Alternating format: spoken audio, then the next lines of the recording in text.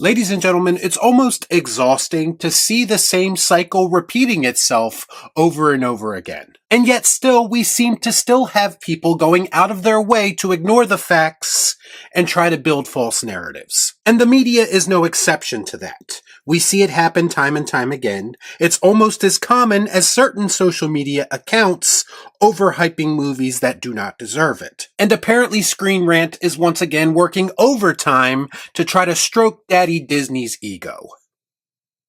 Let's discuss. I watch so you don't have to. All I'm offering is the truth, nothing more. To whom it may concern, Predator Badlands had a routine and predictable second week collapse in its second week at the box office. The same second week collapse that a lot of movies just like it experience on a regular basis. In its second weekend, Predator Badlands managed to accumulate just $13 million domestically.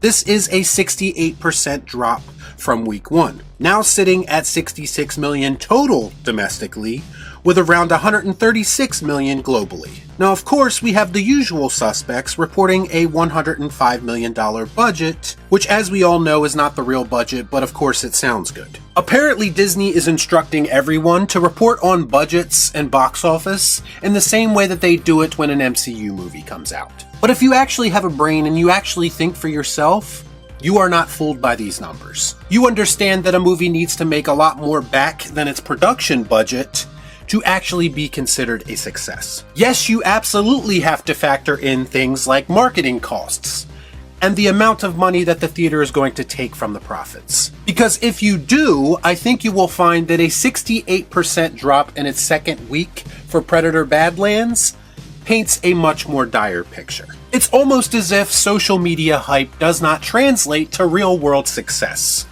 If only someone was saying this week after week. Nobody likes a smartass, alright? And before anybody says it, I do not care if this movie made more than any other Predator movie prior to it. Budgets are higher, ticket prices are higher. And if you factor in the fake hype machine that was clearly working overtime for this movie, you would think that all of that would translate to something more substantial. But once again, social media hype does not translate to box office staying power, and it never will. In fact, if you want me to be brutally honest, when I see a lot of the same accounts going all in on one movie, what that tells me is that movie probably isn't good enough to stand on its own, and that there is absolutely a threat of that movie underperforming, and I know that because we've seen it happen all the time. Something very familiar about all this. How many times do you have to see these scenarios play out in real time before you stop doubting the people who can see right through it? To be fair, the Predator franchise was never really a cash cow to begin with, which is part of the reason why the previous entry went right to streaming. You see, you can manipulate and fudge the numbers much more easily with a streaming project than you can a theatrical project, and more on that in a moment. Oh, and by the way, if one more person brings up the Rotten Tomatoes critical score or audience score in reference to this movie being culturally significant in some way, I might flip. Do we not realize in 2025, after we have so much evidence to support it, that these scores can easily be manipulated as well? It's always hilarious to me that people want to bring up review bombing when these scores do not validate them, but somehow they don't believe that review boosting is a thing. Do you honestly believe that that is not a distinct possibility at this point, given everything that we know? So I strongly suggest that you wake the fuck up. And no, once again, box office is not an indication of quality. It is, however, an indication of interest. And a 68% second week drop does not indicate a huge interest. That tells me it's a niche interest at best. The diehards show up in week one, and the casuals are off watching something else or nothing at all by week two. I'm getting really tired of the manipulation and the gaslighting because it typically filters all the way down to people like myself, and we get attacked for speaking honestly. And it's especially tiresome when I have to hear it for a Disney-fied Predator movie. But of course it didn't stop there, because now we have companies like Screen Rant writing bullshit articles talking about how the Alien and Predator franchises are now dominating Hollywood. I'm sorry, did I miss the part where these franchises became an overwhelming success story, either financially or from a quality perspective, under the Disney banner?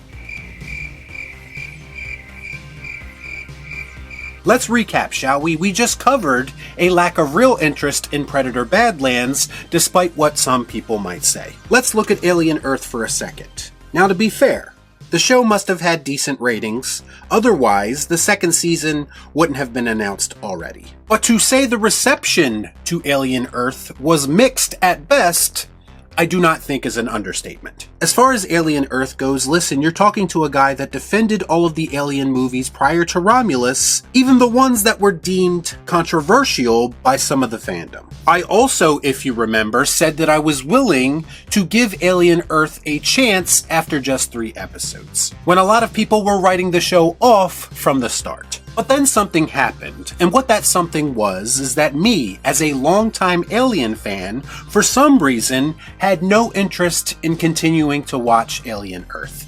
How can you not care? Like this.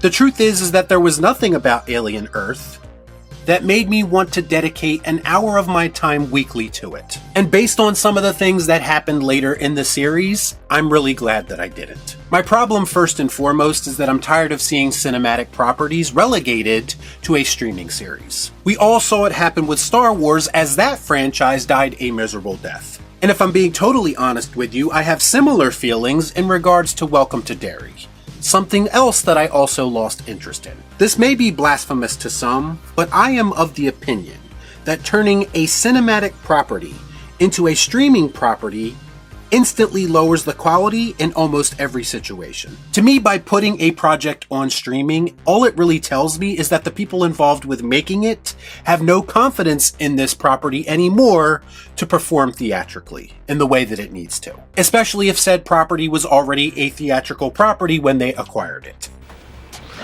It's true.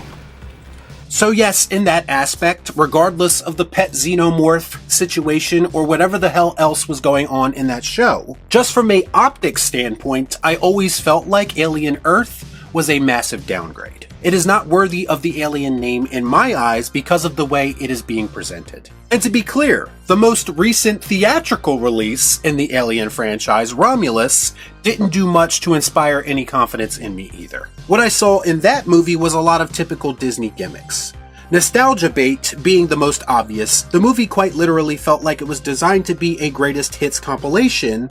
It was not designed to push this franchise forward. It was designed to give certain people baseline satisfaction in the most basic way possible, and it worked for some and not for others. This notion to me that the Alien and Predator franchises are somehow better off now than they were before is complete bullshit. To me, it's the same old shit with a shiny new paint job, and we are going to see that unfold before our very eyes as they once again merge these two franchises together. As a longtime fan of both of these franchises, living through all of the ups and downs that both of them have had, I will not be gaslit into believing that these franchises have somehow been saved, because I've seen no real-world evidence where that is in fact the case. What I've seen are divisive reactions, fleeting success at best, and a quick lack of interest. And that, to me, doesn't sound like domination. Y'all be cool. Right on.